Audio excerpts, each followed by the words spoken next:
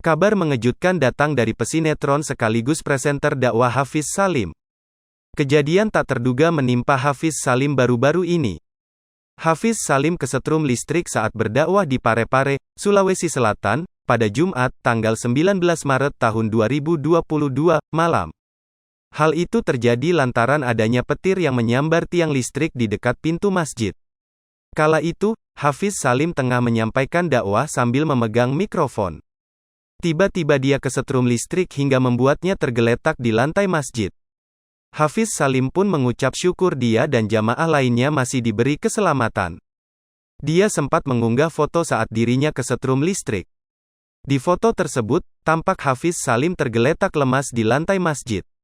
"Engkau masih selamatkan aku dari sambaran petir yang menghantam tiang listrik depan masjid. Dan saya pun kesetrum lumayan keras dan saya hanya lemas dan shock dengan ditambahnya lagi kabel listrik yang putus, dan menyebabkan ledakan dan kebakaran sedangkan kami semua berada di dalam masjid. Terima kasih ya Rob. Moga ada hikmah untuk kami semua atas kejadian semalam," tulis Hafiz Salim. Selain itu, Hafiz Salim juga sempat membagikan video detik-detik petir menyambar. Di video tersebut, tampak ledakan hebat terjadi di dekat pintu masjid. Sejumlah jamaah yang berada di dalam masjid pun terlihat panik. Kendati demikian, mereka mencoba untuk tetap tenang sembari menyerukan "Allahu Akbar" berulang kali. Sementara itu, terungkap kondisi terkini Hafiz Salim setelah kejadian itu. Hafiz Salim sempat lemas dan syok saat kejadian itu.